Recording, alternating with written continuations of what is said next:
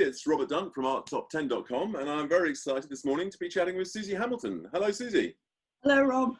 So cool. So it's an incredibly hot day here in London again, isn't it? Are you in London? I am. Yeah, I'm in Mile End, and it's sweltering. It is sweltering. Yeah, it's awful. Absolutely. But anyway, so I'm very much looking forward to this chat, and I think you were just showing me some sort of little COVID paintings you've been doing recently. That's right. Should we start off with a few of them?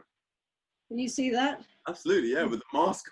I love it. All the frightening goggles and masks. Absolutely, man. It is frightening goggles and masks. Yeah, they're done for a viewing room. Don't say that again. They're done. They're on a viewing room. Paul Stolper, my gallery, has a viewing room. Okay, yeah. Hold it up nice and still so we can see it. So what? They're done on paper, are they? They must be done on paper. And cardboard. I've been using delivery boxes. Oh, really? The Amazon box? When the vegetables come, I cut up the boxes and paint on them. Fantastic. That's really. Here's from a wine box. Here you go. Oh, well, what's even more important? Here, hold it up a bit higher so I can see it. Like that? Yeah, further up, even. Oh my goodness me! Check it out. I love it. So, what inspired you to start doing these pictures of the COVID mask people? A doctor friend who'd bought some of my astronaut works. I did astronauts, and they were all masked and visored like these COVID nurses. Okay. And the doctor was a consultant hepatologist in Bristol. Okay. He thought that it would suit my work to do COVID paintings because of the isolated figures, all masked and gowned in PPE. So he sent me some images from his hospital. Oh, right. And I got stuck in, and then I got more images from the telly and so on. And it's been a 3-month endeavour now. I'm painting them all the time. And then Paul put them on his website. So how many have you done? Hundreds. Yeah, really hundreds. I don't know if you want, I could go on, but. Oh yeah, go on. No, keep showing us to them. Yeah. Cool. I don't know what angle is best, Rob. No, that's good. That's good like that. Is it? Yeah. They're quite, I don't know, they're quite simple and sort of spacious. How would you describe them? Minimal. Minimal, I mean, yeah. In painting generally, I like reducing things to essentials. I draw from life on the street, you know, sitting on the pavement, or I used to, and it was allowed. And I like to reduce things quick. I have to draw quickly, and that means things get distilled, boiled down to their essentials. Okay. I think that kind of habit style goes over into the painting. Absolutely. So when did you start painting? What was it that got you into it in the first place? Well, I suppose as a child I was always painting and drawing, although I didn't know anything about being an artist. I think I wanted to be a soldier actually when I was a child. And then a chef, but I was always drawing. And then I went to St. Martin's when I was 18 or so, 17, 18. Okay. And unfortunately, the course didn't suit me, and I gave up. I did cartoons when I left for magazines. Oh, really? So tell me a bit more about St. Martin's, because I think we mentioned that I'm very proud he went there and loved it at that time. But... He did really, really well. I think maybe because I was a woman, a girl, when I went there. Some of the other girls I was with got rather overlooked, shall we say, and some of the tutors we had to do with were pretty dissolute and decadent, and they'd come back from lunch pissed. Yeah. And they'd want to, you know, have affairs and so on. Yeah. And also there was that aspect, the kind of hedonistic aspect, there was a bit of a problem. Yeah. And also the conceptual art. I mean, they used to quote Duchamp a lot, and they used to cite his dismissiveness about what he called retinal art. I remember that being thrown around. Retinal art. And he thought that, he thought Matisse was just a mere retinal artist, and that ideas and the retinal were incompatible. And I felt, that I wanted to paint in my sort of figurative and quite sensuous way, and also that ideas could inhabit a painting, you know, that being a painter didn't mean you were just a thoughtless nincompoop. not at all. But I mean, surely there's a visual intelligence as well as a. There is. I agree. There just seemed to be this rather crude distinction between conceptual art and the other kind, painting. Yeah. And so that put me off. And as I say, when I gave up, I did the course, got my diploma as it then was, Yeah. but I just got scared off. I thought forever. So I did cartoons and then went into literature. Okay, go on. Tell me about. And then, well, I went. I worked for a publisher and did captions for books on trivial things like kitchen equipment. And I realised I'd always loved words, writing, literature. So I went off to Birkbeck and did a degree and a PhD, and I became a lecturer at Middlesex Poly, as it then was. And meanwhile, I'd met my husband, Peter, who's a writer, and he said that that I wasn't an academic, I was an artist, and he'd seen work I'd done as a child, and I should go back to it. Okay. And I said, you must be joking, I'm never going back to that. Will you just shut up? And he went on and on and on, and there we are. I went back to the Byam Shore, and I've been at it ever since. Fascinating. So what did you do your PhD in? Shakespeare, which is it's a pretty lunatic subject, a silly subject really, because there's so much to read. You know what? I actually, because I did, as we were saying just quickly before I did an English literature degree before I did a painting degree, and after my English literature degree, I actually then did an MA in Shakespeare influence and creativity. Really? Which was an at that time it was a deeply pretentious MA all around postmodernism, post-structuralism, and all this. And I wanted to write these imaginative essays about Shakespeare, and hated what I wrote. Absolutely hated it. And I eventually, who hated it? The Bristol University. They hated what I was. All right. I was writing really odd essays about how Shakespeare wore black and D.H. Lawrence's coal miners wore black. It was an obscure way of trying to find something different about the books, but they couldn't bear it because I was meant to be writing post-structuralist. I had all that. And I had to leave in the end. But the black sounds good. It's the melancholy man, very fashionable in Shakespeare's day. Yeah, you go. You see, already there's relevance to those sort of things. Anyway, sorry, I've rambled off. But no, but why I said fancy or amazing because it's just a kind of coincidence with both English literature and painting.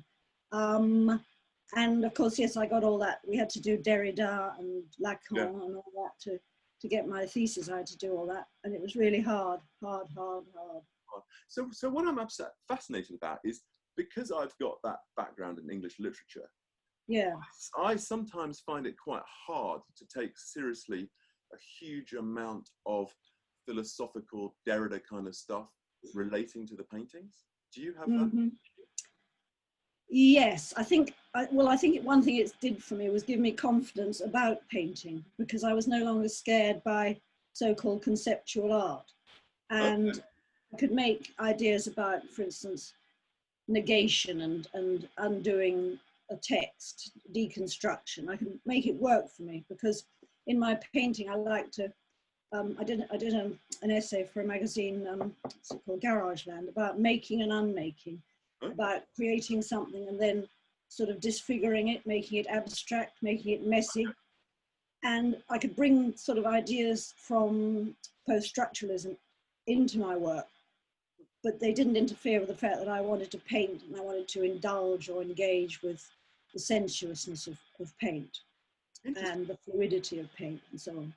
That's absolutely fascinating. So essentially your English and the PhD allowed you to get into all that structuralist stuff, and that allowed you to throw away all those boundaries of the original art training.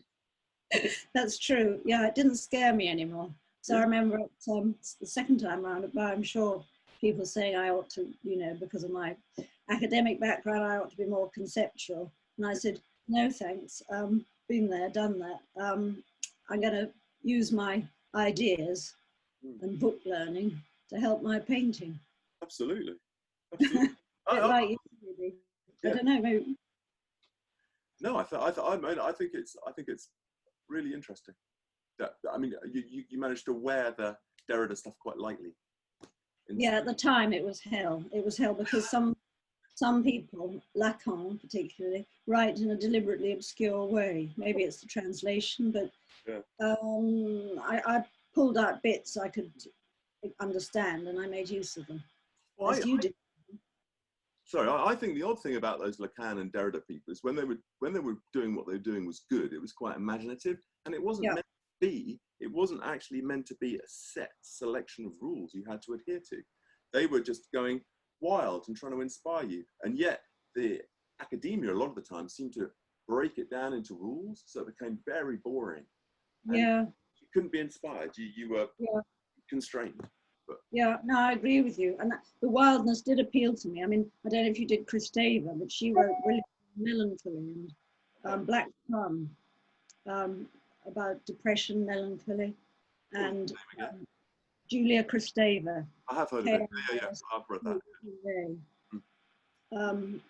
And getting beyond some of those post-structuralist feminist people to do with getting beyond words and language. And that kind of interested me as someone who was re-embarking. So go on. So how would, I mean, do you want to show me?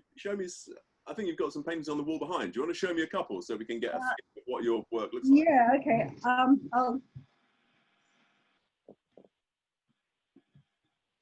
don't know, Rob, if that. Yeah. That's good. It's quite intriguing. It's very refined, isn't it? Very simple, down to a. Yeah, it is. It's I'll put it back. It's What it is, it's actually quite odd that I was doing these beaches with all these viruses.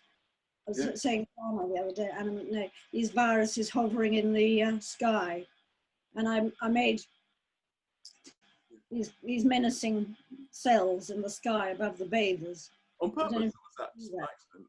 What? Can you see that? Were they on purpose? Yeah, were they on purpose, the hovering cells? On purpose. I did these scenes of pleasure and leisure, and some were set in dining rooms and some were set on beaches. And I'd make an acrylic ground, and then let it dry. Then I'd make another acrylic ground, and then when it was semi-dry, I would plop dilutions of fairy liquid into it, which would burst out into these cellular forms, and the cells would invade the figures, so that the figures were kind of deconstructing into these mutilated, slightly biomorphic shapes. So were you painting these before the COVID thing? Yeah. That's quite an old. Well, actually, no. When was that? 2017. 2017. Oh yeah, a long time. It's a long time. You don't think there was some kind of weird premonition in these things? Maybe. Yeah. And back in 2004, which maybe I can show you later. I don't know. Yeah. Do you want to show us some of the things from your website? So here's another beach work on paper, which is again the menacing cells, and I'll show you just one more. Yeah, definitely. There. Look at those from 2004. So definitely clairvoyant there. 2004. Yeah. So is there an attempt with these to sort of subvert normal beach paintings that people do? Yeah, I mean, there was the idea of making clouds into cells. I subverted the idea of a landscape with nice, jolly clouds. And I like this idea of contrast between extreme dark and extreme light. So I used to introduce that into a lot of my work. And so the dark sky, I thought, instead of having clouds, let's have these cells. And I found this fairy liquid technique. And I got fascinated by paintings sort of making themselves in a way. I mean, I did a lot of work in the foreground, but I would slide the canvas from side to side and let paint pour. And it was all it was the idea of metamorphosis, which I've kind of gone on about. Too much, but it was about the figures in time, in change, and being unstable shapes with emotions and forms that are kind of moving and leaking out. Fascinating. And yeah. So the figures themselves are meant to be metamorphosing as well, sort of. They are, yeah.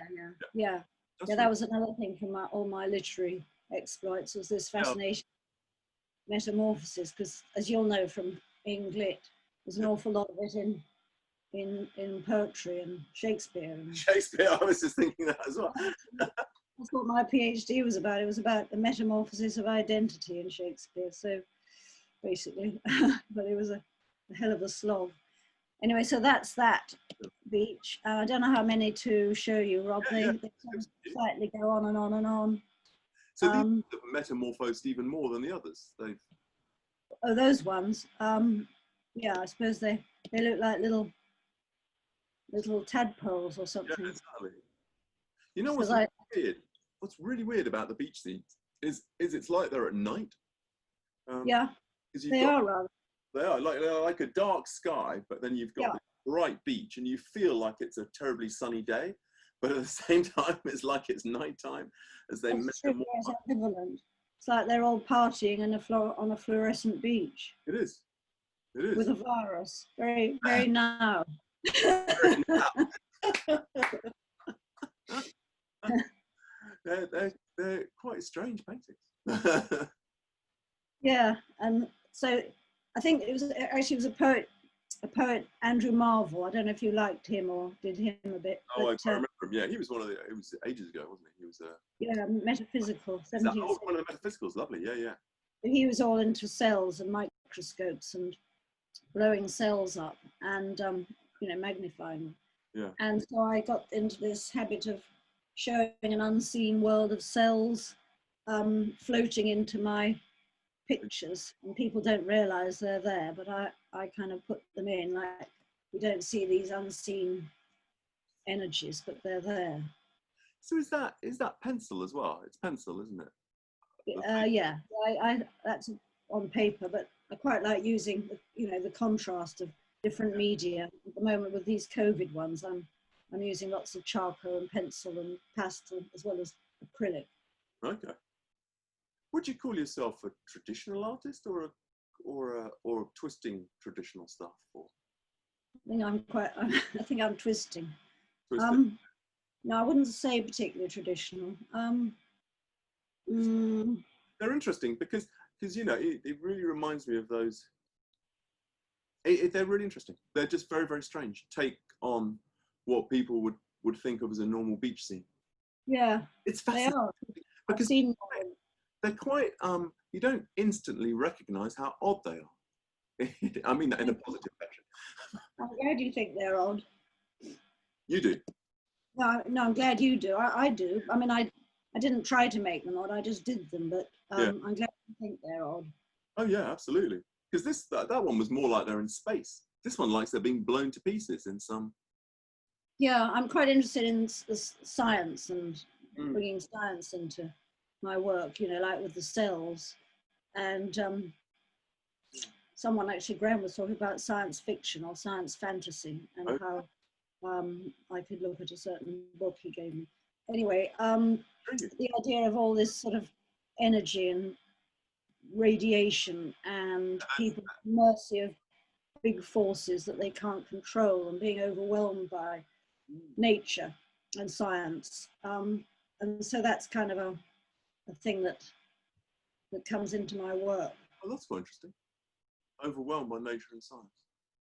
Yeah, I think most of my figures, these little figures, are overwhelmed, partly because of their scale and partly because of the environment they're in. I don't know when to stop on these, Rob, because... Oh, no, I mean, they're absolutely fascinating. But yeah, go on. Move on. Squirming figures. How many of these did you do? I tend to do quite a lot when I get into something, like now with the COVID work. I'll go for it, and then I can't stop until I stop. I can see. But if I get bored, if the light suddenly goes out, I think, no, the thrill is gone, and then I'll stop. But I'll go on as long as it feels alive. Right. So go on, show us another. Is there another kind of, I don't know if you'd call it series, but is there another? Yeah. Yeah, that you particularly like.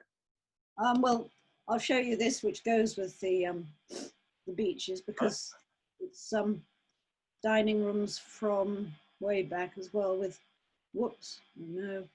with cells hovering over them.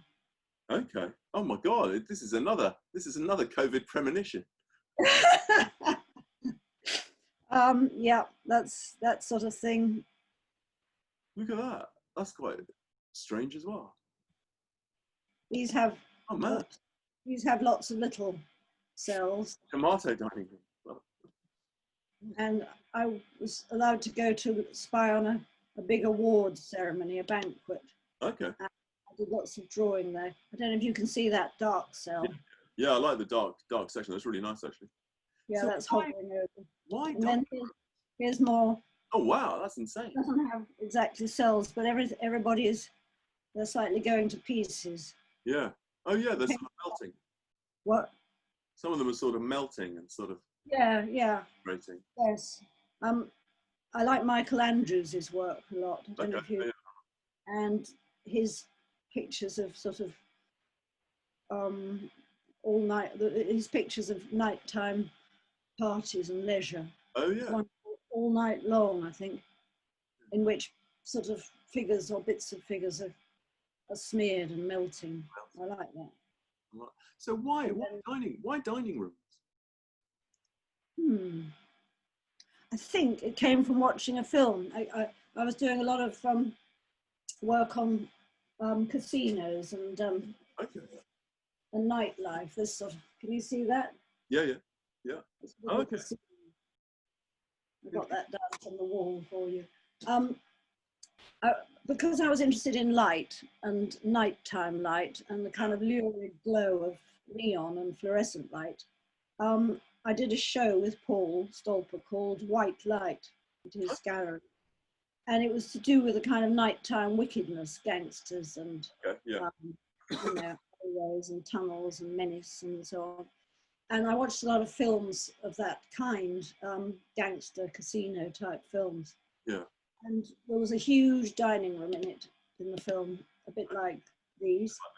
And that kind of got me going. And then the other influence, another big influence on my work is T.S. Eliot.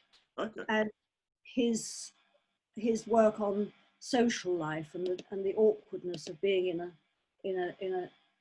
social situation is very much one of his themes, as you'll know. And that got me going. And so these party scenes were to do with people being overwhelmed by not just the cells, but by the presence of each other.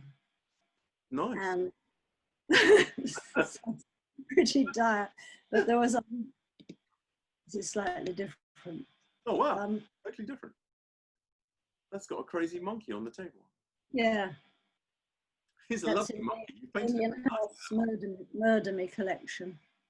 Okay. What? Murder Me? What? Yeah, Damien Hirst collection. I think it's called Murder Me, isn't it? Okay. Oh, I see what you mean, yeah. I like the ones with the candlesticks. Oh, I'll bring them back. They were more T.S. Eliot. And so I got into all these things of people in paintings called talk or gossip, where they're actually rather disturbed by the presence of each other. And they were influenced, as I say, by Eliot. So when you're making the paintings, as well as the sort of narrative, as it were, are you thinking about the formal relations of the colours and these things as well? Yeah, very much so. I mean, the literary thing is sort of at the back of my mind, or at the base of my soul. But it's not particularly there when I'm painting, because I don't want to just illustrate a poem or a play. Exactly. So I get my materials. I decide, like here, I don't want to use too many colours, and it's very much to do with light and dark. So I just decide the structure of where I want the light, and I want to keep it quite simple. But I'll have done kind of preliminary drawing, so I just go for it. Intriguing. So you draw it all up, and then you don't focus on that preliminary drawing too closely, I'm guessing. You then... No, I don't, because I find if I do, I've tried doing that, but then I end up with a sort of copy, and it looks a bit lame. I'm not throwing myself into the picture in front that I'm doing. I'm divided between looking at a drawing and looking at the canvas in front of me. So I tend to, like with all my literary work, I tend to jettison it and go for the present. I live in the moment. So in a way, you don't rework them too much. They're like gambles every time, are they? A bit, yeah. I mean, that's why drawing is quite good, because if it doesn't work, you can just chuck it away. Right, yeah, exactly. I mean, working on paper or board, and some of these were on quite small bits of board, and they can be thrown away. Interesting. It gives you quite a freedom. Yeah. Oh man, interesting. I'm just finding other things. The other thing about literature was doing figures in wildernesses. Yeah. Oh, that's a lovely one. I love the colours in that. Thank you. Quite interesting. So why the hill? Why are they going up the hill? Oh, I mean, that's this. I think the composition, it was to do with making a sort of flat design and making a stark shapes against quite bold, quite a bold design. And also I wanted, because a lot of my work's quite ambivalent. It's sort of got pleasure and pain in it. There's ecstasy and nastiness in it. And I wanted these figures to maybe express struggle as well as hope. Going uphill. Oh, I see. Yeah, they're struggling up the hill, but in a sort of positive fashion. Yes, and they're accompanied by a nice little animal. Dog. Dog. I did these for the art car boot fair, actually. Not the big paintings, but the little drawings, because it was a winter event, and I thought it would be good for December. Yeah. Do you normally work in acrylics, or is it oils as well? I do, yeah. I do mainly acrylics. Mainly acrylics. Because of the fluidity, and I like to tip and pour layers of diluted acrylic onto things, and I like the way it dries quickly. I used to work in oil, but now I've sort of settled on acrylic, really, and a watercolour. I show you some watercolours done on the street in Morocco. Oh yeah, let's see that. Oh wow, that is really freaky. Is it? No.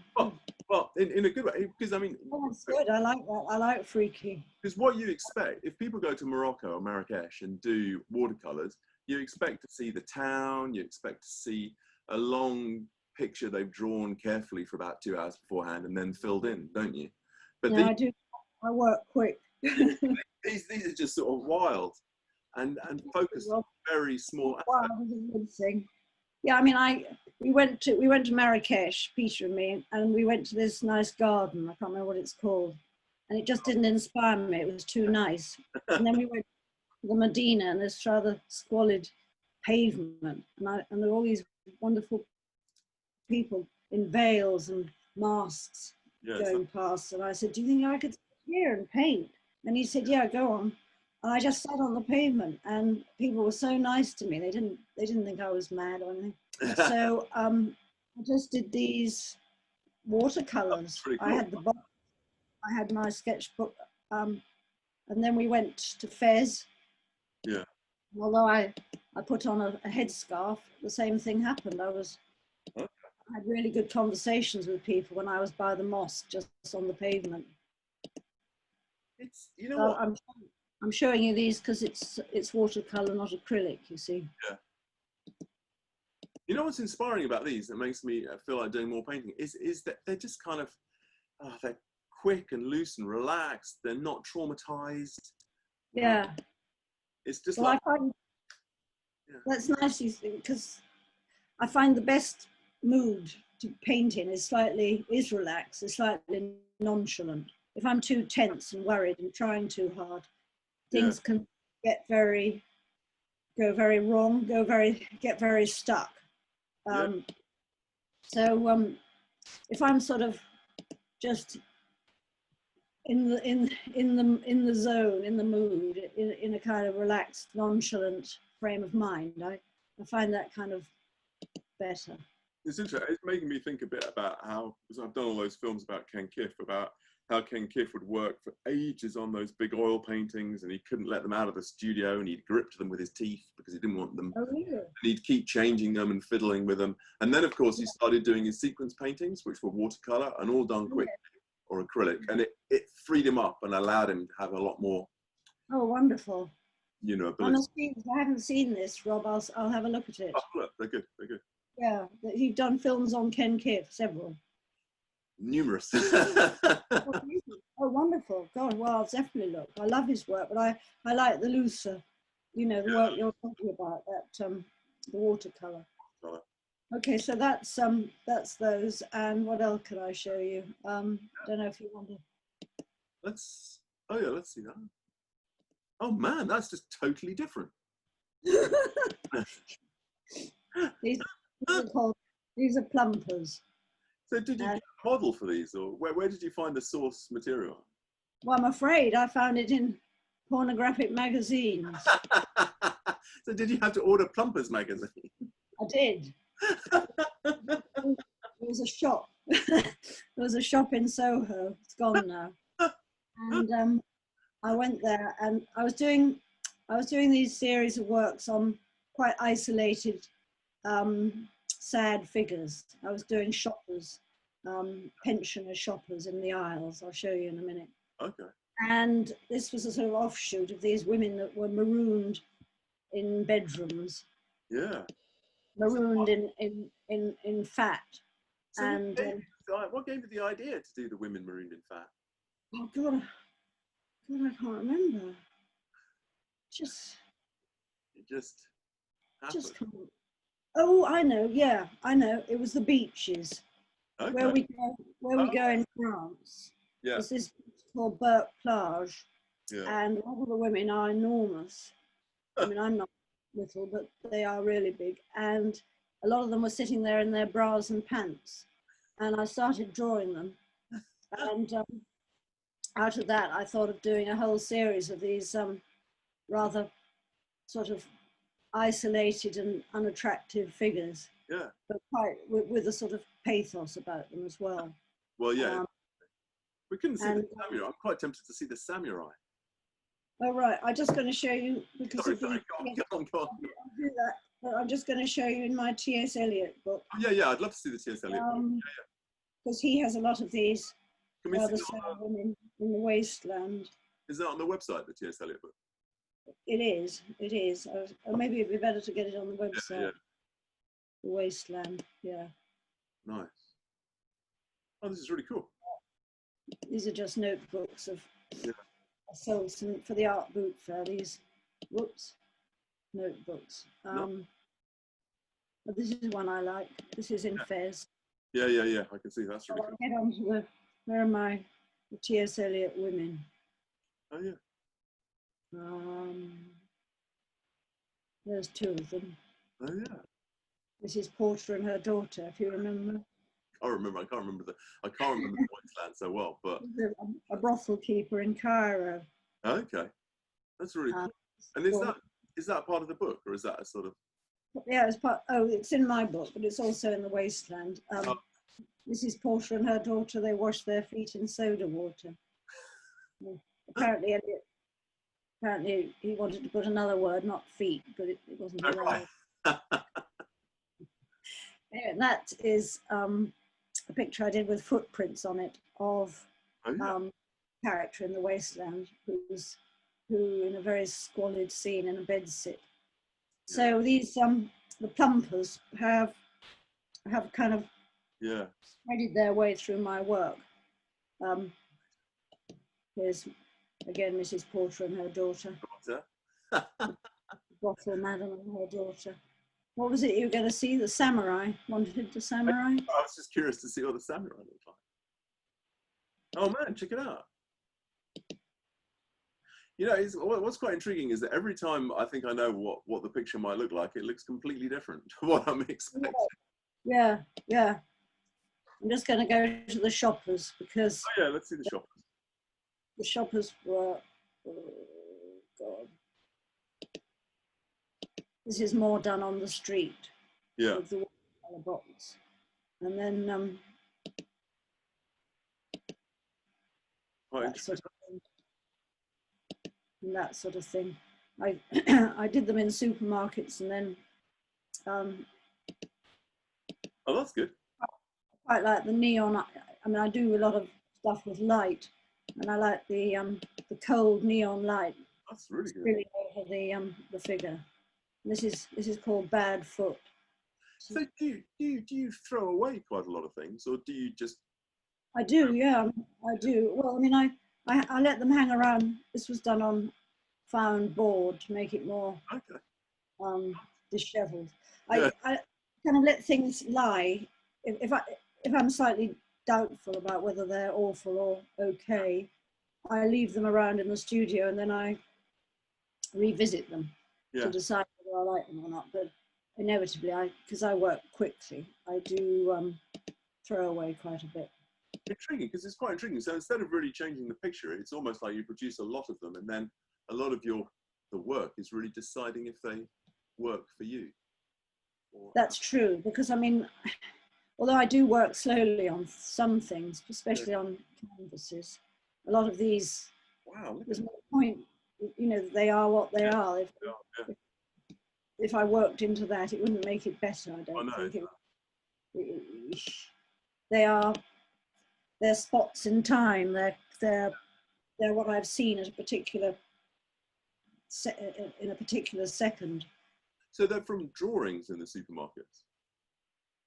Some of them are painted on the spot outside the supermarket, and then there are some that are drawn in the supermarket. So in pencil. What do you take with you when you're going to do the painting outside? Just literally a little. Oh, just watercolour. Just a tiny watercolour set. Yeah, I mean, it's so portable. You can do it standing up or balanced on the trolley, or, you know, sitting in the car. But these I did actually going around in the supermarket. Quite free. And they're kind of companions to the plumpers, my series of women. Oh, yeah. It's quite funny because you're used to seeing people painting on a drawing or painting on a beach or in a park. But in a supermarket, it'd just be fantastic. I know. I met someone I knew actually once in a supermarket. I said, "What on earth are you doing here?" Exactly. What do you expect? Quite bizarre. I know. Anyway, that was Freezer. Oh, that's really, I like the Freezer. And you've got the dark and light again. So which artists are you inspired by?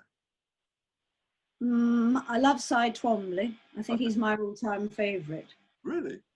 Because of his, I know he's much more abstract than me, but I like his classical references, and the way he makes and unmakes. You know, he'll make marks and then erase them, or they seem full of possibility because things are metamorphosing. They're in the process of flux and change and becoming.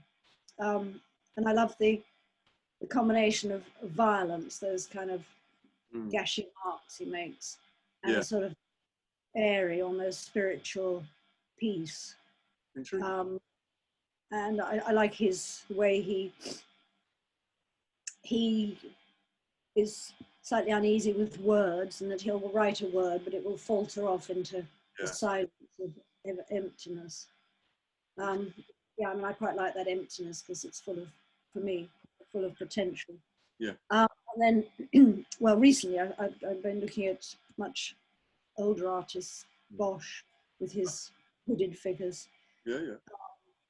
And artists who deal with radiance, with light, nativity scenes in the National Gallery or the National Gallery online. And I love Hopper with his dark and light. And then more contemporary artists, I love the colorists. I love Talar and Chrysophilia, because I did another series I'll show you of monkeys. It's a bit. Oh yeah, let me see. Oh man, I love the scary one. Yeah, I'll go back to that. But I like doing these paradises that are slightly menacing too. This spiky plant. Yeah. And Ophelie's work, the colour seems to me to have that sour edge to it, although it's very beautiful as well. So these were sort of paradises with monkeys, but the monkeys were also quite threatened and overwhelmed again with mutation, all these blossoms mutating.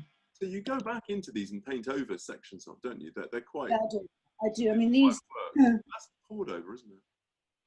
Yeah, these were huge. Well, I can't remember, 215 centimeters by something. I don't know, but anyway, they're huge. And so I'd go back into them, painting into a wet surface and then pouring more paint, like up here. Yeah, yeah, yeah. And then maybe refining little bits so they stood out, like the sharpness of the monkey. And what was I going to say? Whereas here, this is, you know, with poured paint. These stars of paint in wet paint, and then there's mist of paint poured over. It's really cool. I like the little sculpture as well. There's a little change of tone. That was done by the charity Art on a Postcard. They work for Hepatitis C Trust. And they sent us all, certain artists, these blank dolls to decorate. Really? Oh, that's the dolls. They're really good. So anyway, these that's scary. snakes and monkeys are another series, of course. But I came onto that because of Ophelia and this more celebratory colour, I suppose, and also I think while my human figures are quite beset and beleaguered and trudging along, my animals are more, you know, they're free, they're flying, they're full of spirit. Intriguing. So just go. I was just fascinated when you said about the metamorphosis in Shakespeare and how that related to the paintings. What was the metamorphosis thing in Shakespeare you focused on? The metamorphosis of the characters. The characters. It was to do with role play, really. That characters adopted various masks, and that behind the mask they could be free to be themselves, whatever that might mean. So putting on the mask gave them more opportunity to be free. It did. I mean, for instance, the girls in the comedies, they put on male attire and they would mask as men, and that would liberate them. Or by pretending to be something else, it didn't tie them to having to express themselves particularly seriously. And it's like that thing of Wilde, give a man a mask and he'll tell you the truth. Because the self is unspeakable, it's too big to put into words. A mask, when it's clear that you're being playful, doesn't tie you to being any particular self. And so it's a kind of liberating thing. That's quite intriguing. But then I won't go on, actually it's a bit much, but I distinguish between the masking types who are very witty and playful, and the tragic heroes like Coriolanus, who wanted always to be themselves, and how usually the tragic hero who was sort of who believed in this single self came unstuck at the hands of the masking type, so that Antony, for example, would be destroyed by Cleopatra. The serious guy would be destroyed by this witty, volatile, capricious woman. And Coriolanus is destroyed by his mother, essentially. He is, yes. He doesn't really. The opposition between Coriolanus and a sort of playful figure doesn't really apply there. But I suppose I was thinking of, for instance, Macbeth versus the witches or Othello versus Iago. That's that idea. It's interesting actually because if you when you look at the comedies, as you were saying, and putting on the mask and allowing the freedom, Mm-hmm. you allow yourself of the freedom in the painting by doing the quite quick, different pictures in a way. I do, yes. Not that I you do. go as far as saying you put on a mask with the different animals or people, but it's interesting. It's the same. Do you feel there's any similarity in that? Freeing of yourself? I suppose, yes. I suppose I feel like sometimes when I'm doing the animals, I so identify with them that I'm inhabiting an animal body. Really? Fascinating. Well, I sort of feel the quickness, the vulnerability, the alertness, the threat that the animal might feel. Yeah. And then I suppose certainly when I'm painting, I go towards the abstract and the messy and the unresolved deliberately. I don't want things to be too finished. No. And so in a way that is a bit like what I'm doing, what I did with the PhD, which was showing Shakespeare's characters as not wanting to be pinned down or tied down to one particular personality or linguistic habit, that they were floating free and experimenting. So I suppose, yeah, it's an interesting question. I hadn't thought of it. I suppose there is a similarity there. It's intriguing, isn't it? It's intriguing how these sort of theories you come up with in one thing, such as the picture, feed into the painting as well. Yeah. Yeah, I mean, that's because people say, oh, why have you done this and then this and then this? But I feel that, well, I did it all, and there's a kind of a rootedness to it, or it's to do with just the way I've developed. But I think there's something of me in all of it, and I certainly, follow my instincts, follow my nose. I don't just paint things sort of dutifully or to please a market or anything else. So they're very much what I want to paint. That's a really good monkey. It's sort of screaming. Unfortunately, someone said it looked like Donald Trump.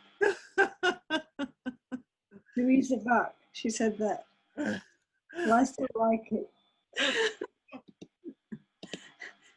Here he is again. Donald the monkey. Donald screaming. So there are these paradises with cells and a slight menace and ambivalence in them. Yeah, so that. Man, I'm impressed with it. The amount of output you've got is amazing. The amount of what?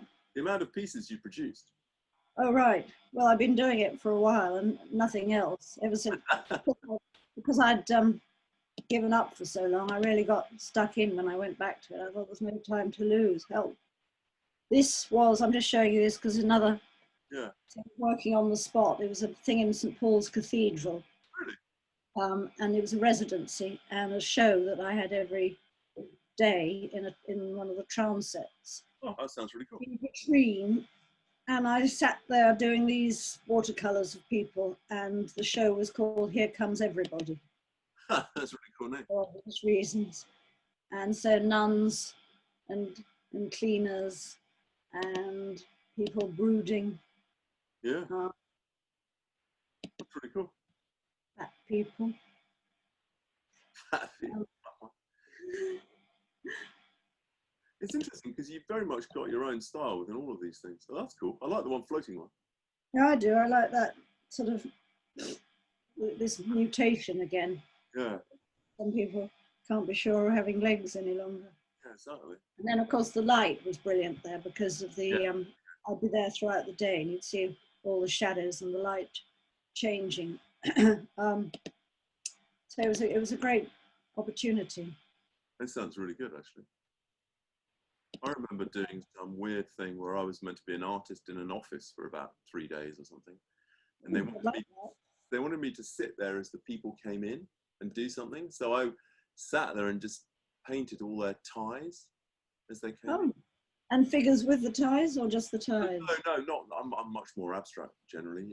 So it was just literally the colours of the ties. I think I can't. Yes, I've seen your work that's abstract, but I thought then you were doing, you know, figurative. Well, I drift in and out of the two actually in a way all the time. Yeah, I suppose most art does, doesn't it? I mean, the distinction's a false one in many cases. But I mean, I would like that thing of the office. I like Yeah, you'd love that, man. You'd have a great tasks and figures. Yeah, figures at desks. I'd obviously approach it differently, but yeah, no, that would be really good actually. Right.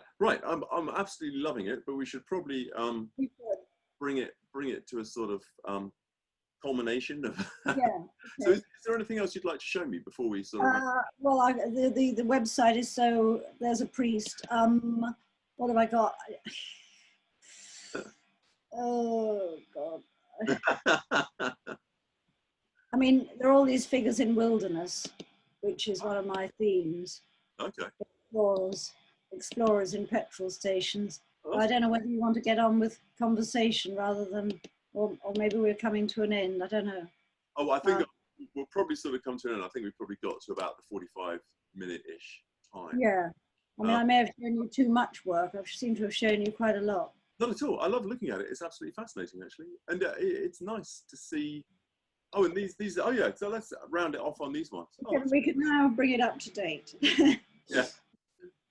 So these are all on Paul Stolper's viewing room, and they are part of the new series. It's interesting because they don't. I mean, they're slightly more ominous than it is in real life. But I suppose they are, because I mean, you think of doctors and nurses as very caring, and I'm sure they are, but they are, but I was thinking of myself in the position of if I was ill. Absolutely. And I was thinking of them advancing on me, and I was thinking also of going in and out of consciousness, and the doctors appearing sort of as in a dream or a hallucination. And I just got gripped with the fear of it all. Were you quite disturbed when you were doing this? I mean, were they worrying to paint? They were. I had nightmares. Did you? Well, dreams, bad dreams, because I was looking at the photos that Peter Collins, my doctor friend, consultant, sent me, but I was also looking, obviously, as we do at the news and documentaries. Yeah. And some of the pictures were so the kind of the patient in this tangle of let me find you one, this tangle of wires and mess. Yeah, no, it's just, you don't really want to look at them, do you? No. It's weird, you know, that because these things they've got all sorts of strange. I mean, that looks more like sort of 6 magicians in a sort of strange. Yeah. Ritual. That's interesting you say that. I was thinking, somebody said, I think Alice McNay said Klansman, which is pretty awful. That's a freaky thing. I did think of them like these kind of necromancers, or you know, I was thinking of the bed as this borderline place between life and death, and these apparitions being like magicians or visitations from another world, or something really scary. Yeah, but it's weird. It's weird because the masks have got that. I think there's one about 1, 2, 3, 4 down that has a really Picasso kind of mask feel to it when he was doing those African masks. Not that one. Oh, yeah, that one for me. That's got a real. That has got a cubisty sort of mask. I mean, it's odd. They've got a weird feeling of masks, but masks as in strange artisty masks, as well as a strange. I mean, because the way you've done the masks, it's really weird in a good way. With the sort of, they're always black with the big eyes. They're slightly unreal. Because they're so strange in themselves, these goggles and masks.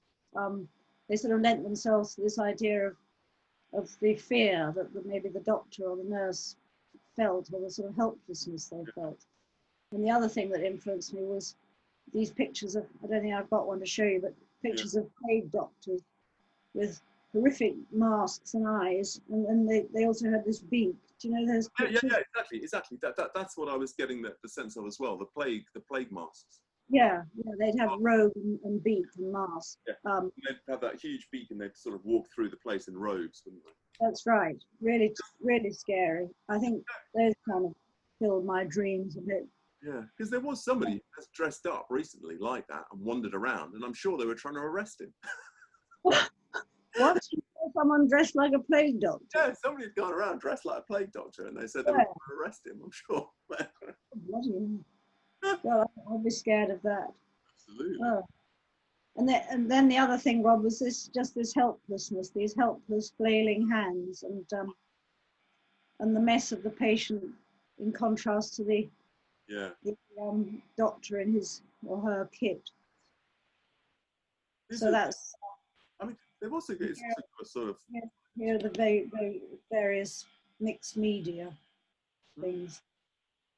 So that's kind of what I'm up to now, day in, day out. You know, they're actually very, very interesting paintings outside of the whole the COVID thing. I think because you talked about the masks in Shakespeare, well, not the masks, but the identity and the masks the characters put on. Then you've got masks in this again, and it relates to the whole, the whole Damoiselle d'Avignon mask. Masks. There's quite a sort of, fertile section of imagery. That's very interesting. Before our talk, I hadn't connected the Shakespeare masks, which obviously is an interest of mine in the past anyway, and this sort of mask and the idea of, masks have always frightened me, and people changing their appearance or personality, and the idea that people aren't reliable. But so there's that negative idea of the mask, but also the liberating idea of the mask. And obviously it's a complicated subject and quite a rich one, I suppose, for my psyche. Interesting. Isn't it? So thank you for the mask. Yeah, the connection. Yes. No, it's just fascinating. It's fascinating, isn't it? Because what the effect those face masks have on us now.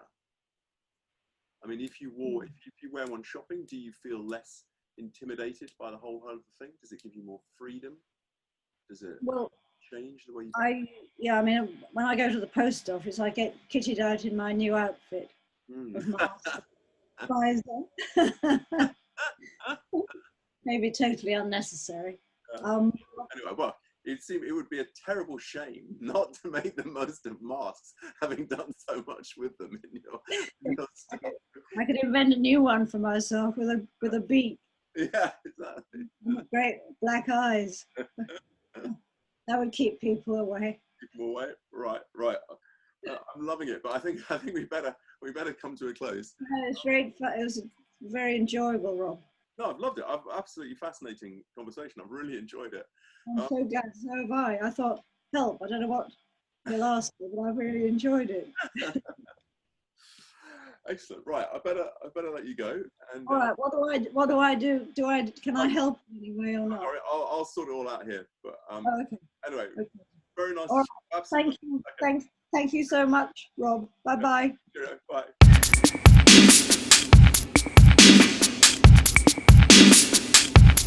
Bumbuckler.